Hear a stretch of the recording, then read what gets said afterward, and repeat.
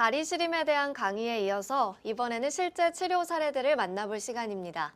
박사님, 어떤 치료 사례가 있었나요? 네, 65세 여성이 배가 항상 냉하고 대변이 묽었는데 이 대변이 묽은 것을 치료해 주니까 다리에 선풍기를 틀어놓은 것 같이 시리다는 현상이 없어진 경우가 있어서 소개를 합니다. 일반적으로 다리가 시린 경우에는 다리를 따뜻하게 해주는 치료를 할 것으로 생각합니다만 위와 장이 다리를 주관하고 다리와 연관된다는 한의학 이론에 따라서 장을 따뜻하게 해서 대변이 설사 비슷하게 늘 나오던 것을 좋게 해줬더니 다리에 선풍기를 틀어놓은 것 같은 시린 현상이 좋아졌다는 경우입니다. 한의학에서는 인체의 모든 장기들이 다 연관이 있기 때문에 연관돼서 나타난다는 것을 대단히 중요하게 생각합니다. 팔다리가 아프거나 시린 경우에도 복부를 따뜻하게 하고 순환을 잘 되게 해주면 바로 시린 현상이 없어질 수 있다는 이론에 따라서 배를 따뜻하게 하고 설사를 안 나게 하는 대변이 좋게 나오게 하는 이러한 치료를 해줬더니 다리 시린 것이 좋아진 경우가 되겠습니다. 생긴 대로 병이 온다는 관점에서 이분은 어떤 체질이었나요? 이분은 특징적으로 어려서 배꼽 주변에 주먹만한 덩어리가 튀어나온 적이 있다고 했습니다. 사실 이것은 부모도 굉장히 놀라셨겠지만 심각한 현상입니다. 이것은 배가 냉해서 순환이 잘 안 돼서 나타나는 현상입니다만 겉으로 볼 때는 상당히 심각했을 겁니다. 어린아이가 배꼽에 조그만 어린애 주먹만한 것이 덩어리가 있으니 말입니다. 그러면서 이 사람은 얼굴이 각이 졌고 콧등에 주름이 보이면서 콧구멍이 드러나 보이는 그러한 체질이었습니다. 더군다나 이 사람은 우수 제2지에 이상이 있는 것이 맥을 보면서 발견되었습니다.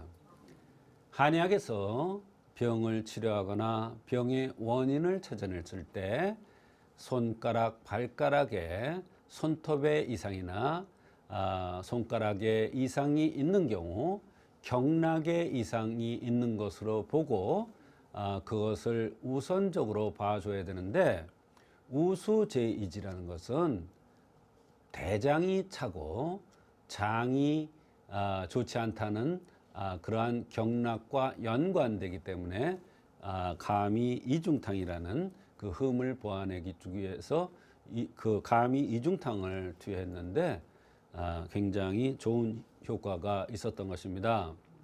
다리의 시림이 어느 때 없어졌는지 모를 정도로 슬그머니 없어져서 이제는 불편하지 않다고 했습니다. 여러 가지 특징 중에 무엇이 병과 연관되어 있는지를 판단하는 것이 의사의 역할이군요. 그렇습니다. 이분은 어떤 관점에서 치료를 해주셨나요? 네, 이분은 어려서의 병력이 굉장히 중요했습니다. 배꼽 주변에 덩어리가 있었고 배가 몹시 찼으며 우수 제2지가 이상이 있는 것은 우연한 것이 아닙니다. 복부가 찬 사람들은 대개 우수 제2지에 이상이 나타납니다.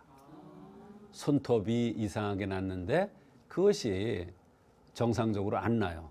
10년이 되고 20년이 돼도 안 나는 경우가 많습니다. 그것은 바로 체질을 얘기해 주는 겁니다.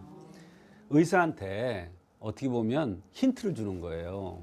근데도 의사가 맥을 보면서 그것을 발견하지 못하면 엉뚱한 치료를 해줄 수가 있는 것입니다.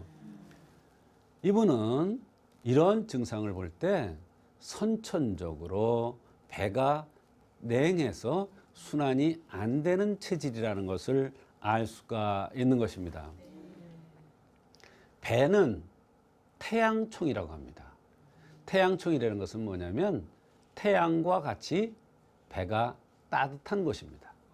그래서 태양과 같이 배가 따뜻해서 양기가 제대로 순환되어야 바로 사지로 양기가 퍼져서 다리나 발이 시린 현상이 없어질 수 있는 것입니다. 또 다른 불편함이 있으면 그 불편함이 없어질 수가 있는 것입니다. 이분은 어릴 때부터 배꼽에 그런 현상이 나타났다는 것은 혼행하고 허약하다는 것을 얘기합니다. 배꼽의 이상, 이것은 한의학에서는 대단히 중요하게 생각을 합니다. 배꼽이 깊으냐 얕으냐를 보고서도 병을 판단한다고 그 전에 말씀드린 적이 있습니다만, 배꼽 주변에 이렇게 덩어리가 어려서부터 있다는 것은 사실은 심각한 현상입니다. 그래서 항상 대변이 묽었고 이것이 불편함을 느꼈던 것입니다.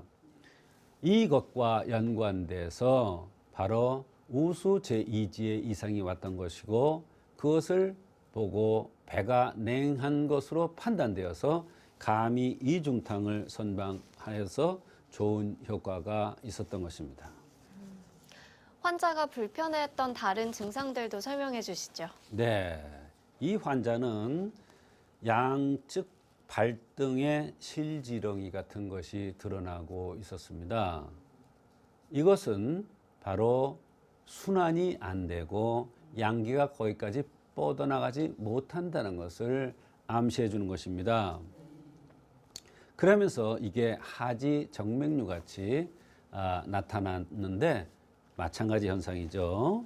다리에 선풍기를 틀어놓은 것 같은 이러한 불편함을 이분이 호소했지만, 하지 정맥류라든지 실지렁이 같이 이렇게 드러나는 이런 현상도 같이 양기가 순행되지 않는 그러한 현상입니다. 무릎이 아파서 무릎을 수술했고 대변을 하루에 3번씩 보면서 음식 먹으면 바로 화장실을 갔다 와야 편안하고 마음이 놓인다고 했습니다.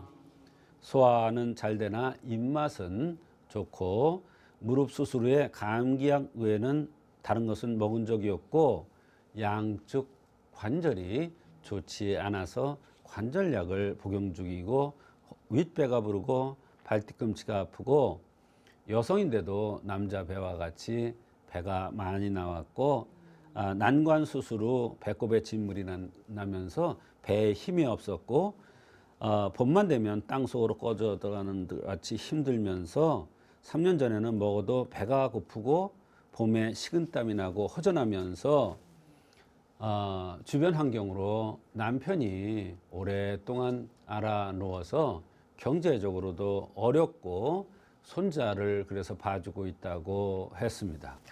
많은 불편함을 호소하셨는데요. 치료 과정과 결과도 궁금합니다. 네, 여러 가지 증상들이 있었습니다만 한의학에서는 배가 차고 배가 순환이 잘 안 돼서 설사 비슷하게 나오는 이런 현상이 있으면 이것을 우선적으로 봐줘야 됩니다.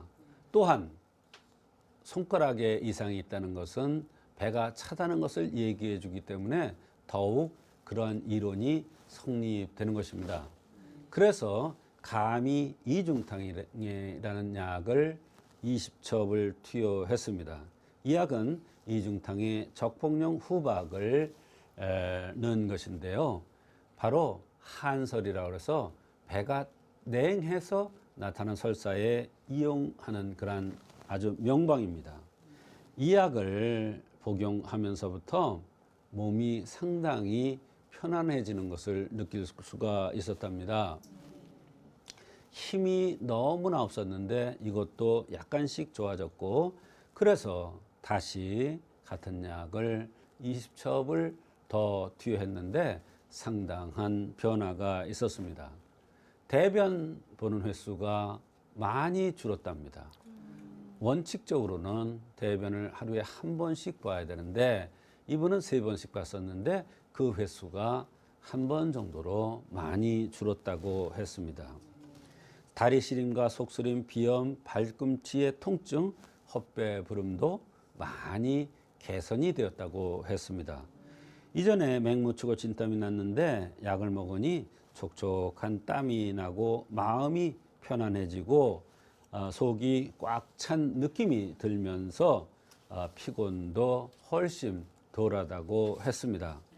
치료 결과가 아주 좋아서 5제를 연속해서 복용한 후에 여러 가지 주변 증상과 다리 시림이 좋아져서 치료를 종료한 적이 있습니다.